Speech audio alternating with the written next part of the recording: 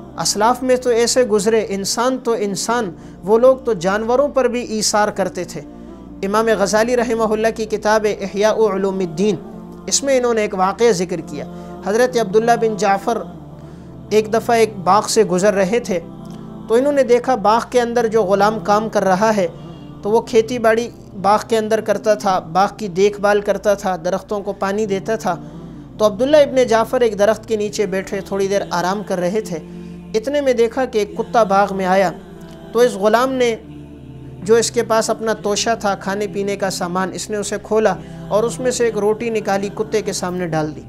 کتے نے وہ روٹی کھائی، پھر وہیں کھڑا رہا، تو اس نے اپنی دوسری روٹی نکالی اور وہ اس کے آگے ڈال دی۔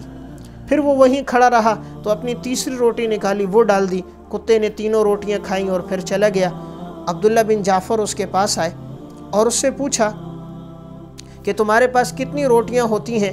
تو انہوں نے کہا میرے کھانے کی یہی 3 روٹیاں ہوتی ہیں۔ تو کہا آج دوپہر کو تم کیا کھاؤ گے؟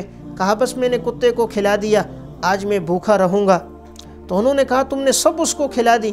تو کہا یہ جو کتا مجھے لگا یہ اس علاقے کا نہیں تھا، یہ کہیں باہر سے آیا ہے اور بھوک کی حالت میں ہے، تو میں نے مناسب نہیں سمجھا کہ میرے باغ میں ایک کتا آئے، بھوک کی حالت میں ہو اور میں اسے کھلاؤں نہیں، تو اپنے حصے کی 3 روٹیاں، اپنا بھی نہیں، ایک جگہ سے آیا ہوا کتا، ذاتی کتا بھی نہیں، تینوں روٹیاں اس کے سامنے ڈال دیں اور اس کو وہ روٹیاں کھلا دیں۔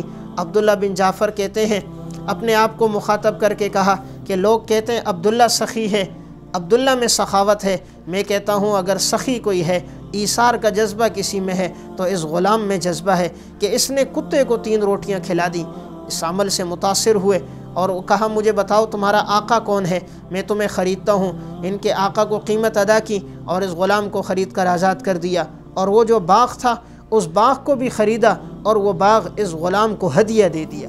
کہا یہ جو تمہاری سخاوت اور یہ تمہارا جو جذبہ ایثار ہے، اس کی وجہ سے جاؤ تم آزاد ہو، اور یہ باغ میری طرف سے تمہارے لیے ہدیہ اور انعام ہے۔ تو اللہ نے ایثار پر کتنا دیا، آزادی بھی مل گئی، باغ انعام میں بھی مل گیا۔ تو ایمان والے وہ ہوتے ہیں وَيُؤْثِرُونَ عَلَىٰ أَنفُسِهِمْ وَلَوْ كَانَ بِهِمْ خَصَاصَةٌ۔